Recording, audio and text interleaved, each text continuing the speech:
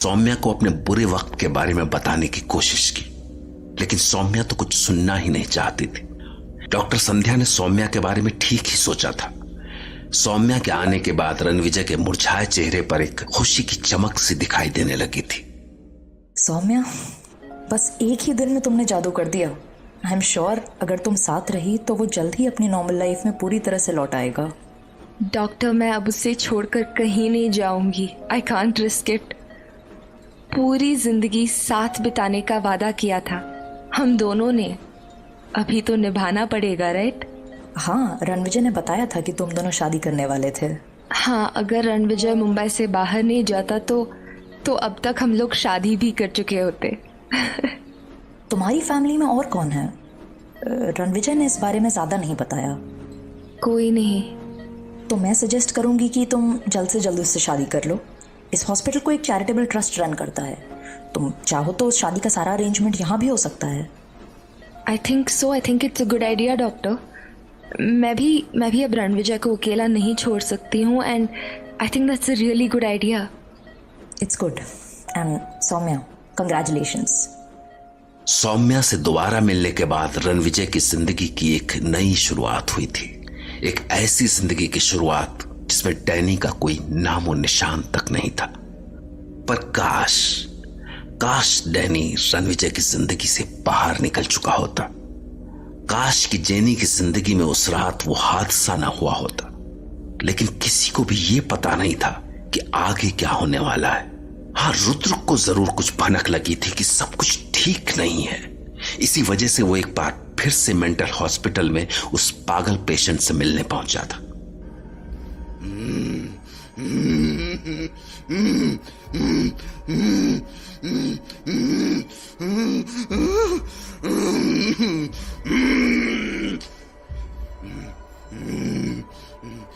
मुझे बांध के रखने से क्या होगा? मैं राक्षस हूं। भूल गए तुम? मैं राक्षस हूं। मुझे बुरा लग रहा है कि हमने तुम्हें इस तरह बांध के रखा है, लेकिन क्या करें, तुमने काम ही ऐसा किया था। कल जो कुछ भी हुआ, तुम उस बारे में कुछ कहना चाहोगे? क्या बात है? उस वक्त तुम अपने आप में नहीं लग रहे थे। ऐसा लग रहा था जैसे किसी जानवर की सी ताकत आ गई हो तुम में। क्या हो गया था तुम्हें? देखो, तुम्हें ऐसा देखकर मुझे बिल्कुल भी अच्छा नहीं लग रहा है। तुम मुझे बताओ, आखिर तुम्हें क्या हो गया था? कंपाउंडर। Yes sir. इसके हाथ पैर खुलवा दो। क्या? हाँ, मैं बोल रहा हूं, ये मुझे कोई नुकसान नहीं पहुंचाएगा। सर, रिस्क है। आपने देखा था ना कल क्या किया था इसने। मुझे सब पता है, तुम इसके हाथ पैर खुलवा दो। मुझे इस पर ट्रस्ट है। Okay sir. देखो, ये अच्छा नहीं लगता कि हम लोग तुमको ऐसे ही बांध कर रखें। मुझे पता है कि तुम दूसरे पेशेंट्स की तरह नहीं हो। तुम मुझसे बात कर सकते हो। ठीक है, शायद आज तुम मुझसे बोलना नहीं चाहते हो। मैं तुमसे फिर से मिलने आऊंगा। सर, उसे आजाद तो कर दिया, लेकिन वो फिर से भाग जाएगा। देखो, पिछली बार वो अपनी मर्जी से भागा था, इस बार वो हमारी मर्जी से भागेगा। इसकी हरकतें देखकर तुम्हें भी लग गया होगा कि ये दूसरे पागलों के जैसा नहीं है। मुझे लग रहा है कि इस पागल के साथ कोई बहुत बड़ा राज छिपा है। तुम लोग तैयार रहना। मुझे यकीन है कि ये आज रात को भी यहां से भागकर वहीं जाएगा। फिर देखते हैं कि ये वहां क्या करता है।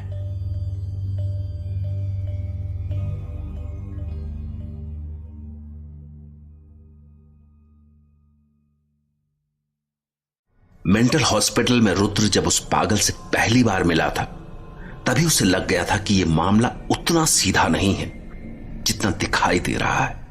और हर अगली मुलाकात के साथ उसका यह यकीन और ज्यादा गहरा होता जा रहा था। हॉस्पिटल से भागने के बाद उसने जो कुछ किया, उस पर रुद्र तो क्या, हॉस्पिटल का स्टाफ भी यकीन नहीं कर पा रहा था। और शायद यही वजह थी जिसने रुद्र को मजबूर कर दिया कि वो एक बार फिर से उस पागल को हॉस्पिटल से भागने में मदद करे।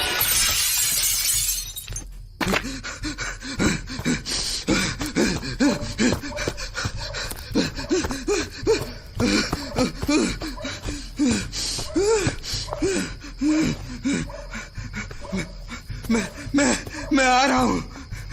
मैं आ रहा हूं मेरे मालिक। मैं आ रहा हूं मालिक। मैं आ रहा हूं मालिक। सर, वो आ गया है। आपने सही कहा था। गुड, हम लोग यहीं रहेंगे, उसे अपना काम करने दो। मैं देखना चाहता हूँ कि वो करना क्या चाहता है।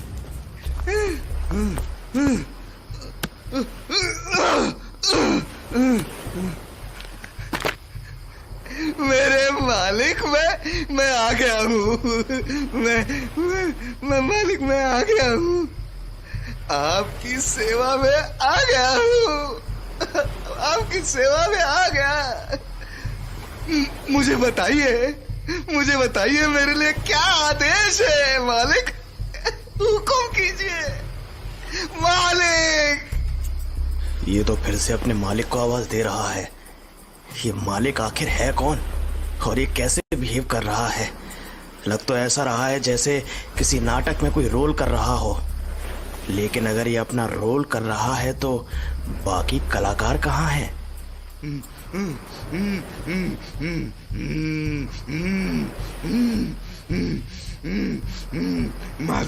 मालिक, अपने सेवक को आदेश दो। अपने सेवक को आदेश दो मालिक। सर, आपको क्या लग रहा है, यहाँ आने का कुछ फायदा है? हम लोग कितनी देर वेट करेंगे इसका? थोड़ा रुको, अभी ये क्या कर रहा है? तुम्हें नहीं लग रहा जैसे ये किसी और से बात कर रहा है? मैं रखूंगा। मैं आपके आदेश का इंतजार करूंगा। हाँ, मैं आपके आदेश का इंतजार करूंगा मैं।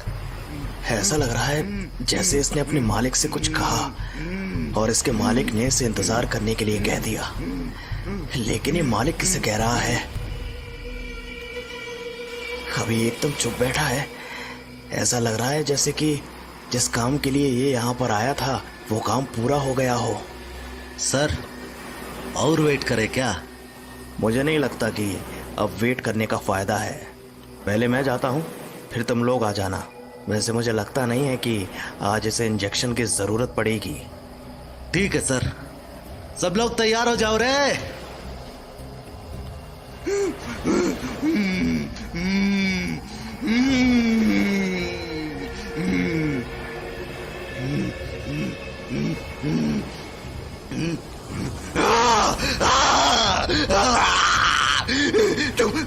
तुम फिर से आ गए। मैं तुम्हें ले जाने के लिए आया हूँ।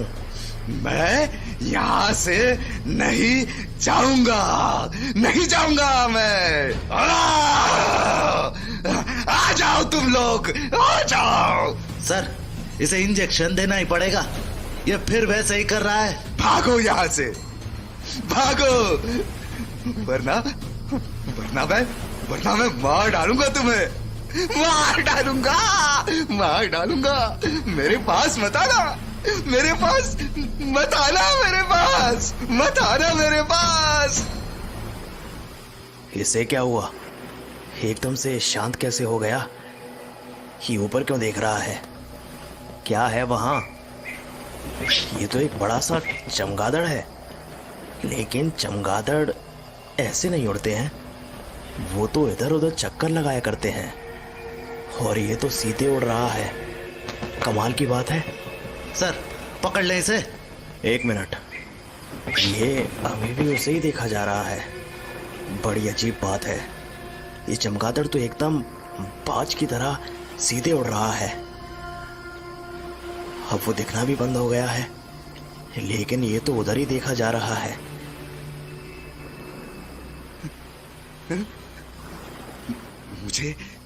मुझे बेहोश करने की जरूरत नहीं है। मैं तुम्हारे साथ ऐसे ही चल लूंगा। ये एकदम शांत कैसे हो गया? ठीक है, फिर चलो। रुद्र ये देखकर हैरान रह गया था कि अभी थोड़ी देर पहले वो जिस इंसान को पागलपन की सारी हदें पार करता हुआ देख चुका था, वो अगले ही पल एकदम शांत कैसे हो गया था। क्या ये बात उस चमगादड़ से जुड़ी हुई थी? वो पागल अपना मालिक किससे बता रहा था? किससे बात कर रहा था वो? ये सारे सवाल उसे लगातार उलझाते जा रहे थे और फिलहाल वो इस नतीजे पर पहुंचा था कि शायद इस मरीज की ऐसी हालत किसी गहरे सदमे की वजह से हुई होगी। वैसे रुद्र को अब उस पागल से थोड़ी हमदर्दी सी होने लगी थी। वहीं सबसे बहुत दूर सूरत में सौम्या रणविजय के साथ अपनी नई जिंदगी की शुरुआत कर चुकी थी। वो अपनी डायरी में इन्हीं लम्हों को दर्ज कर रही थी। 15th February 1980, the most important date in my life. वो दिन जब आखिरकार हमारी शादी हो ही गई। पता नहीं रणविजय के साथ क्या बीता है, लेकिन अब वो भी पुरानी बातों को भुलाकर एक नई शुरुआत कर चुका है। पर फिर भी वो चाहता है कि मैं उसकी डायरी पढूं, मगर मैं बिल्कुल नहीं जानना चाहती हूँ कि उस डायरी में क्या लिखा है और क्यों लिखा है। मैं तो उस डायरी को जला देना चाहती थी, लेकिन उसने मुझे ऐसा करने से रोक लिया। वो चाहता है कि एक बार जब वो ठीक हो जाए तब अपनी डायरी को फिर से पढ़े। ऐसा करके शायद वो देखना चाहता है कि उसने अपने डर पर काबू पा लिया है या नहीं। मैं जानती हूँ इस वक्त वो अंदर से पूरी तरह से टूट चुका है। उसे अपने आप पर शक होता है। मेरी बस यही ख्वाहिश है कि रणविजय वापस अपना कॉन्फिडेंस गेन कर ले। वैसे कल रात उसे कोई बुरा सपना भी नहीं आया। शायद जल्द ही सब कुछ ठीक हो जाएगा। डॉक्टर संध्या ने कहा है कि जल्द ही रणविजय को हॉस्पिटल से छुट्टी मिल जाएगी। और जेनी, होप वो ठीक हो। मैंने उसे लेटर लिखकर अपनी मैरिज के बारे में बता दिया है। काश कि वो मेरी शादी में मौजूद रहती, लेकिन इट्स ओके। उसकी शादी में हम दोनों जरूर मौजूद रहेंगे। मैं जेनी के बारे में सोचकर थोड़ा परेशान हो जाती हूँ। कहीं वो फिर से नींद में बाहर न चली जाए और I hope she is okay. Saumya की देखभाल की वजह से रणविजय काफी तेजी से रिकवर कर रहा था। दूसरी ओर जेनी अपने घर में एक तरह से अकेली थी। मां की तबीयत खराब होने की वजह से उसने मां को कुछ नहीं बताया था। उसे रोज रात बुरे सपने आते थे, ऐसे सपने जिनका कोई मतलब नहीं था। अगर इस वक्त सौम्या उसके साथ होती तो शायद जेनी की कुछ मदद कर पाती। ऐसे ही एक सुबह जब जेनी की आंख खुली तो